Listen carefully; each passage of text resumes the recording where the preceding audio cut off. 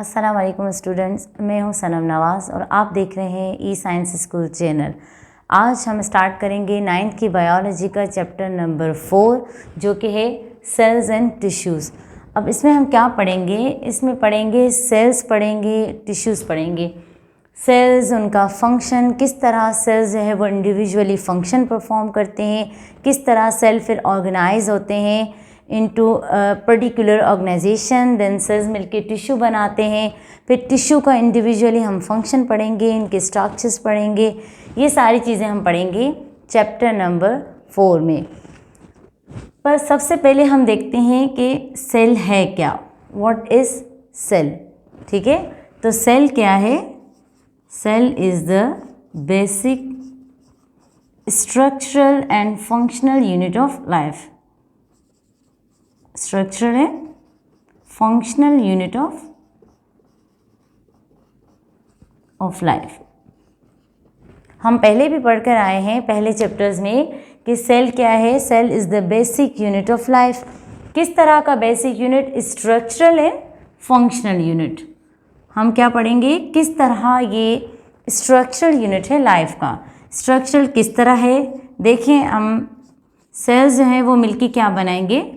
Tissues बनाएंगे, then tissue organ बनाएगा, then organ system, और इस तरह एक इंडिविजुअल जो है वो वजूद में आएगा। तो देखिए ये स्ट्रक्चर बन रहा है, एक ऑर्गेनाइजेशन बन रही है। That's why cell is called as structural unit. Functional unit हम क्यों कहते हैं? Cell is the functional unit. देखें क्यों सेल को जो है वो फंक्शनल यूनिट कहा जाता है। जितने भी फिजियोलॉजिकल फंक्शंस हैं, बायोकेमिकल फंक्शंस, जेनेटिक्स, या जितने भी मेटाबॉलिक रिएक्शंस हो रहे हैं वो सारे कहाँ हो रहे हैं? Taking place in a cell. ठीक है, ये सारे फिजियोलॉजिकल, बायोकेमिकल एंड जेनेटिक्स जितने भी मेटाबॉलिक रिएक्शंस हो रहे हैं वो सारे हो रहे हैं एक सेल में। इसीलिए सेल जो है वो इंडिपेंडेंट क्या है? फंक्शनल यूनिट है।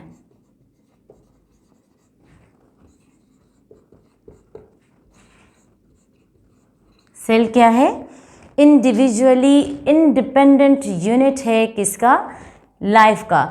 एक कुछ ऐसे ऑर्गेनिजम्स होते हैं जो सिंगल सेल के बने हुए होते हैं, तो उनके सारे जितने भी लाइफ प्रोसेसेस हैं सर्वाइवल के लिए वो सारे वो मूव करते हैं, रिप्रोड्यूस करते हैं, ग्रोथ होती है और रिस्पॉन्स करते हैं। इन्वायरमेंट के जितने भी स्टिमुलस हैं उनको रिस्पॉन्स करते हैं और एक्सक्रीट करते हैं। ये सारी चीज़ें एक इंडिविजुअल सेल परफॉर्म कर रहा होता है।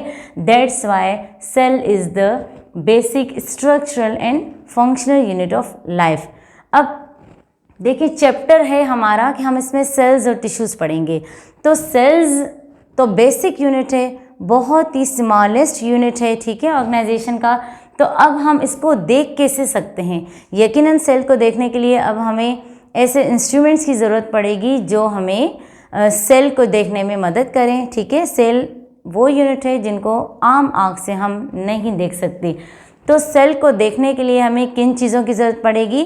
That is microscope. और आज जो हमारा इस चैप्टर का फर्स्ट टॉपिक है वो टॉपिक भी क्या है?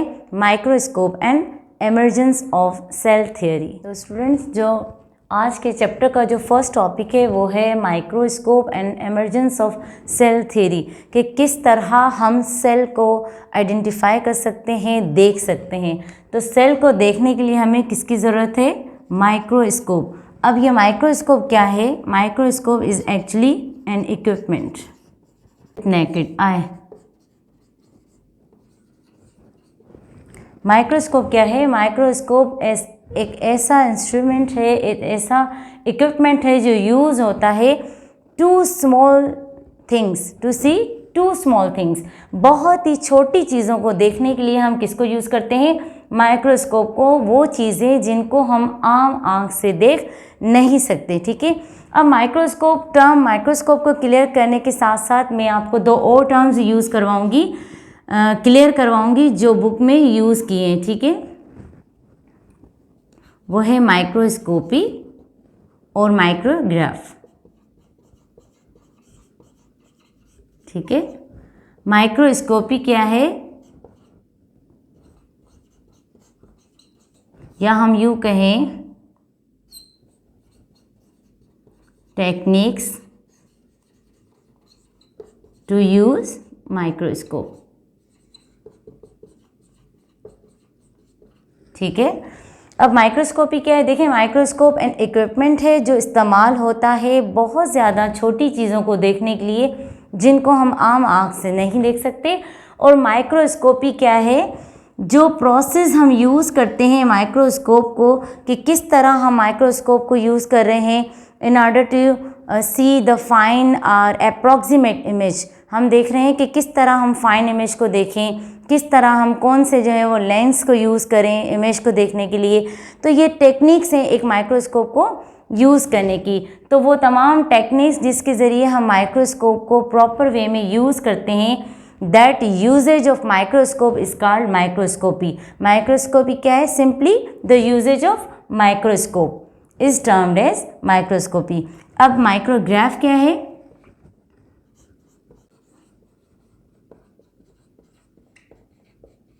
ठीक है, माइक्रोग्राफ क्या है, एक फ़ोटो है या एक डिजिटल इमेज है जो किसके ज़रिए आता है हमें नज़र, जो माइक्रोस्कोप के ज़रिए हमें मिलता है, that image is termed as micrograph. ये तीनों वो टर्म्स हैं जो यूज़ होंगे in order to see the cell. देखिए हम माइक्रोस्कोप को इस्तेमाल करेंगे सेल को देखने के लिए।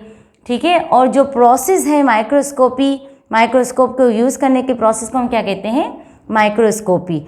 और जो फ़ोटो या जो इमेज किसी भी चीज़ का, किसी भी सेल का, टिश्यू का या किसी भी चीज़ का जो इमेज हम देखेंगे, ठीक है, उस इमेज को हम क्या कहेंगे, माइक्रोग्राफ।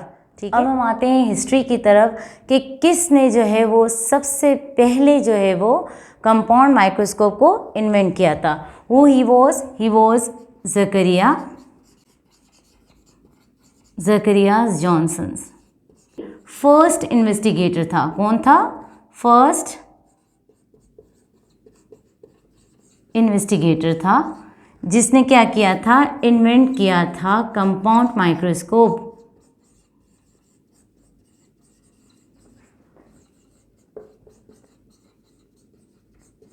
इसने क्या किया था, सबसे पहले इन्वेंट किया था एक कंपाउंड माइक्रोस्कोप, किस में, 1592-95 में।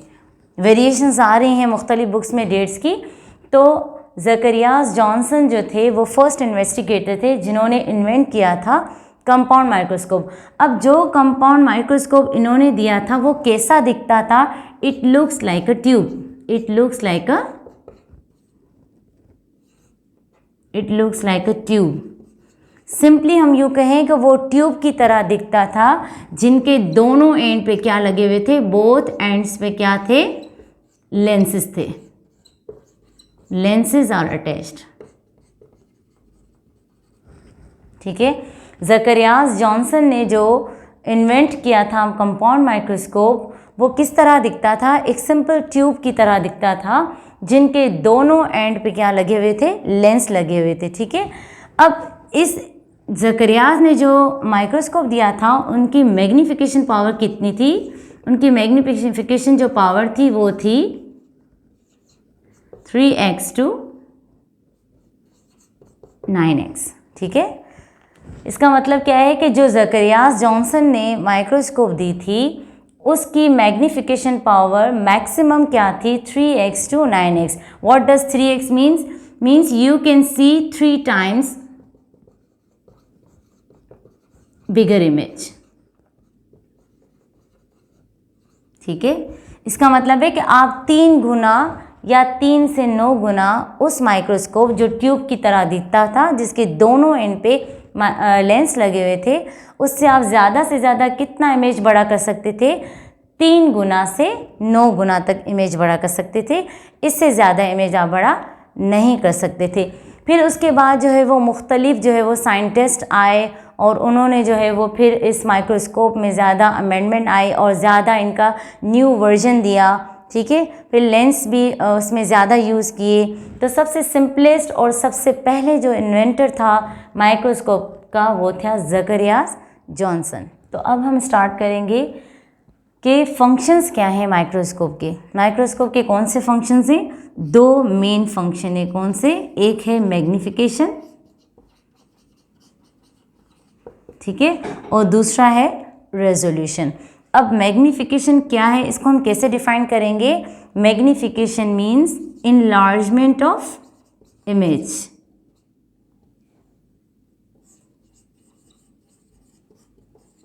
इनलार्जमेंट ऑफ इमेज, इसमें क्या होगा? इमेज इनलार्ज होगा। किस तरह इमेज होगा? बाय यूजिंग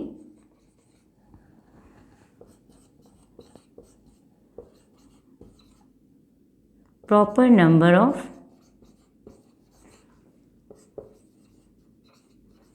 लेंसेस, ठीक है। मैग्निफिकेशन या मैग्नीफाई का मतलब क्या है? Magnify means to make large. Magnify means to make large. ये फंक्शन है, मेन फंक्शन किसका? माइक्रोस्कोप का, कि वो हमें स्मॉल से स्मॉल इमेज को क्या करके दिखाता है? बड़ा करके दिखाता है। दैट ये जो बड़ा करने की जो क्वालिटी है माइक्रोस्कोप की, that function is termed as magnification. इसका मतलब क्या है कि इनलार्जमेंट ऑफ एन इमेज। किस तरह इनलार्जमेंट होगी इमेज की? Bye using proper number of lenses. देखिए माइक्रोस्कोप में जो है वो मुख्तलिफ लेंस यूज़ होते हैं, मैग्नीफाइंग लेंसेज होते हैं, जिनको यूज़ करके हम मैग्नीफिकेशन जो है वो किसी भी ऑब्जेक्ट और स्पेसिमेन की हासिल कर सकते हैं, ठीक है। ये था मैग्नीफिकेशन। सेकंड फंक्शन क्या है? रेजोल्यूशन, ठीक है। रेजोल्यूशन को हम कैसे डिफाइन करेंगे कि इट इज़ शॉर्टेस्ट डिस्टेंस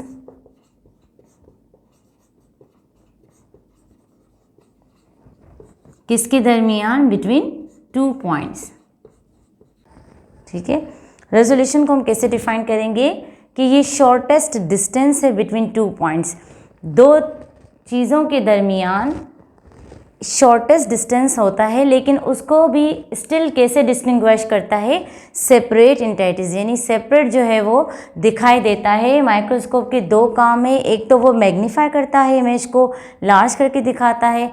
दूसरा उसका क्या काम है कि वो क्लोजली लाइन जो ऑब्जेक्ट्स हैं, जो बहुत ही ज़्यादा क्लोजली जो ऑब्जेक्ट्स हैं, उनको भी आपको कैसे दिखाएगा?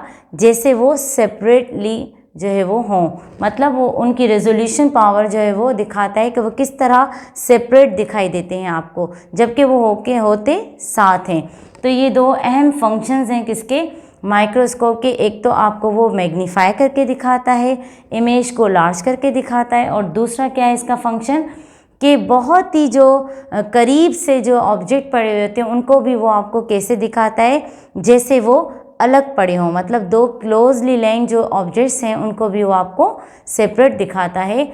These are the 2 main functions of the microscope. देखिए स्टूडेंट्स, अब ये दोनों चीज़ें एक इमेज के लिए बहुत ज़्यादा ज़रूरी हैं। फॉर एग्ज़ाम्पल अगर हम कहें कि मैग्नीफिकेशन एक ऑब्जेक्ट की जो है वो ज़्यादा दिखाई दे रहे हैं, मैग्नीफिकेशन अगर एक चीज़ की बहुत हाई है और रेजोल्यूशन पावर जो है वो बहुत कम है, तो दोनों चीज़ें बहुत ज़रूरी हैं। मैग्नीफिकेशन और रेजोल्यूशन पावर जो है वो इक्वली इम्पॉर्टेंट हैं। क्या है? इक्वली इम्पॉर्टेंट हैं। क्यों इम्पॉर्टेंट है? कि फॉर एग्ज़ाम्पल अगर किसी स्पेसिमेन की मैग्नीफिकेशन पावर जो है वो हाई दिखा रहा है, ठीक है, वो मैग्नीफाई तो अच्छे तरीके से कर रहा है माइक्रोस्कोप, मगर उसकी रेजोल्यूशन पावर अगर कम होगी तो आपको इमेज जो है वो कैसे नज़र आएगा? ब्लरी इमेज, यानी आपको इमेज जो है वो धुंधला नज़र आएगा, क्योंकि रेजोल्यूशन पावर का जो मेन फंक्शन है वो क्या काम करता है? क्लैरिटी का काम करता है। क्या काम करता है? क्लैरिटी का काम करता है। मतलब आपको एक इमेज जो है वो बहुत क्लियर नज़र आता है इनलार्जमेंट के साथ साथ, ठीक है। ये तो थे अहम फंक्शंस जिसमें आज हमने पढ़ा माइक्रोस्कोप क्या होता है और माइक्रोस्कोप के इस्तेमाल को हम क्या कहते हैं, माइक्रोस्कोपी कहते हैं। और हमने माइक्रोग्राफ पढ़ा और कुछ फंक्शंस पढ़े माइक्रोस्कोप के। नेक्स्ट लेक्चर में इंशाल्लाह हम पढ़ेंगे types of the microscope, light microscope and electron microscope. और अगर आपको मेरे लेक्चर्स अच्छे लगते हैं तो सब्सक्राइब करें, लाइक करें और शेयर करें और कमेंट्स भी दें ताकि मैं अपने लेक्चर्स को इम्प्रूव कर सकूं। थैंक्स।